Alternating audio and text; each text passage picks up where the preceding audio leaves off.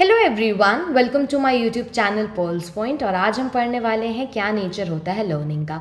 Earlier video में हमने education को कवर किया था, उसमें concept, meaning, philosophies, function, principle, ये सारी चीज़ों के बारे में पढ़ा था। उन सारी वीडियोस का लिंक मैं डिस्क्रिप्शन में प्रोवाइड कर दूंगी।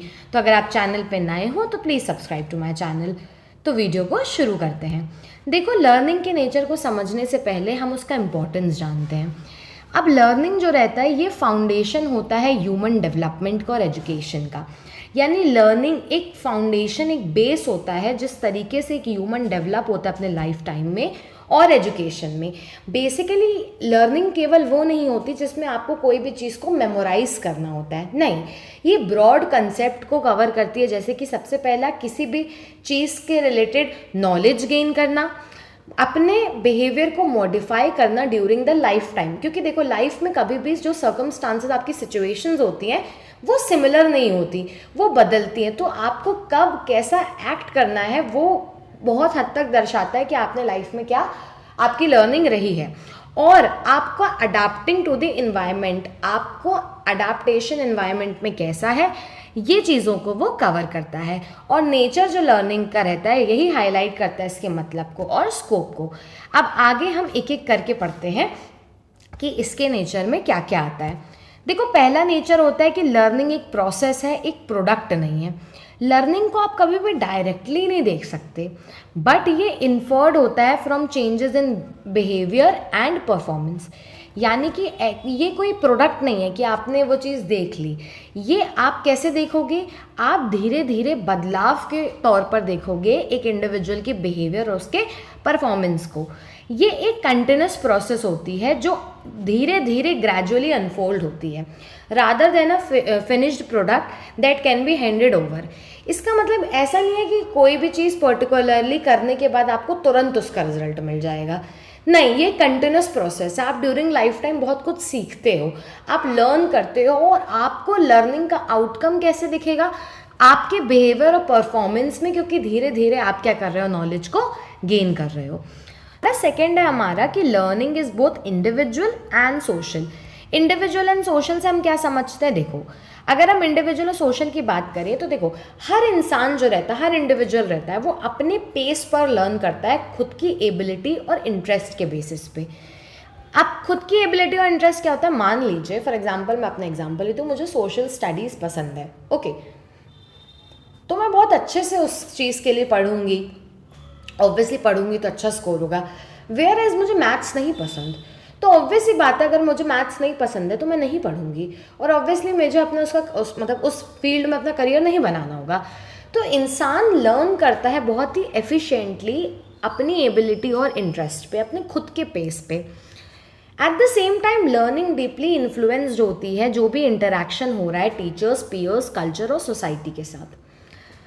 हमारे पेरेंट्स इंपॉर्टेंट है, हम अपने पेरेंट्स से इंटरेक्ट करते हैं, हमें एटिकेट सीखने को मिलती है, हमें ये पता चलता है हमारे पीयर्स से, हमारी सोसाइटी में इंटरेक्शन से कि एक सोसाइटी में कैसे एक्सेप्टेड वे में एक्ट आउट करना है।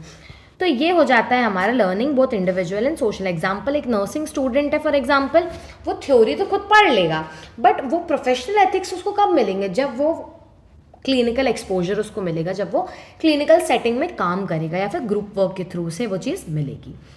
अब आ जाती है थर्ड, दैट इज लर्निंग क्या होती है हमारी, डेवलपमेंटल होती है। देखो, हर लर्निंग जो रहती है अपने ही एक स्टेज पे होती है, और एज, मैच्योरिटी एंड एक्सपीरियंस के साथ बढ़ती है। Very important point.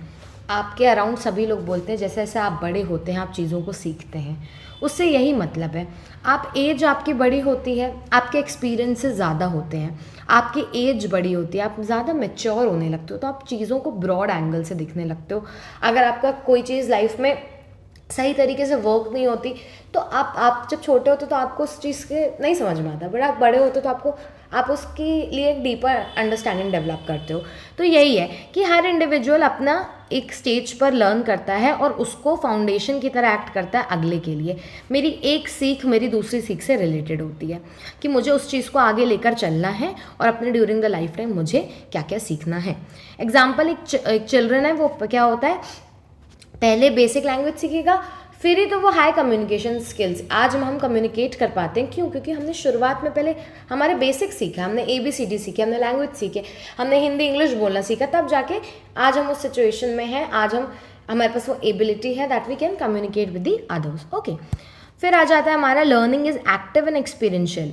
इसका मतलब क्या होता है? आपको देखो, लर्नर तभी इफेक्टिवली लर्न करेगा जब वो किसी भी चीज़ की प्रैक्टिस करेगा, उसे अच्छे से ऑब्जर्व करेगा, एक्सप्लोर करेगा।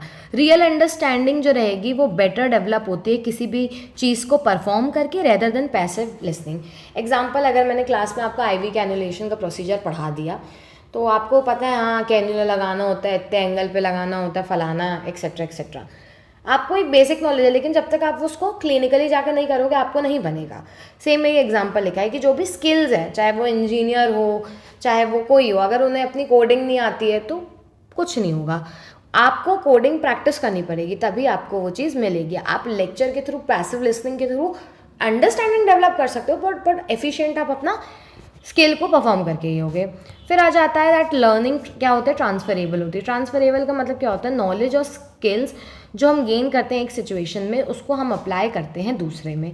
इसी ट्रांसफ़र ऑफ लर्निंग के कारण एजुकेशन प्रैक्टिकल और वैल्यूएबल होता है। देखो, स्पोर्ट्स क्या होता है? हमेशा हम बोलते हैं जो स्पोर्ट्स मैन होते हैं वो क्या होते हैं? बहुत ज़्यादा डिसिप्लिन में रहते हैं। क्यों? क्योंकि उन्होंने ये चीज़ एक्वायर करी है।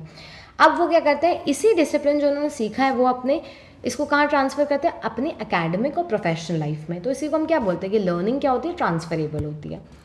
फिर आ जाते हैं कि जो लर्निंग होता है वो डायनेमिक नेचर की होती है। डायनेमिक नेचर का मतलब क्या होता है कि लर्निंग कभी एक जैसी स्टैटिक नहीं होती, वो टाइम, एक्सपीरियंस और इन्वायरमेंट से बदलती है। हम समय के साथ इवॉल्व होते हैं, हमारी अंडरस्टैंडिंग, आपकी एज बढ़ेगी तो आपकी अंडरस्टैंडिंग बढ़ेगी, आपका इन्वायरमेंट लाइफ में हमेशा अलग अलग रहेगा, बचपन में अलग होता है, तो ये रहता है। तो कंटिन्यूस रिसर्च, इनोवेशन और एक्सपीरियंस भी चीज़ें होती हैं जो मॉडिफाई करती हैं और हम सीखते हैं कि कैसे भी किसी चीज़ को लर्न करना है। इसके बाद आ जाता है कि लर्निंग होलिस्टिक होती है। होलिस्टिक से क्या समझते हो? केवल ये माइंड के डेवलपमेंट के लिए काम नहीं होती कि इसमें माइंड ही हो, ये आपके इमोशन, वैल्यूज़, एटीट्यूड, बिहेवियर, हर चीज़ को इम्प्रूव करती है। Thus learning contribute to the overall development of the personality, intellectual, emotional, social and moral। यानी कि ओवरऑल डेवलपमेंट होता है एक इंडिविजुअल का जब भी वो कोई चीज़ सीखता है। तो ये हमने पूरे नेचर ऑफ लर्निंग को कवर कर लिया है। अगर आपको वीडियो पसंद आई हो तो please subscribe to my channel और अपने फ्रेंड्स के साथ ज़रूर शेयर करना। Thank you so much guys.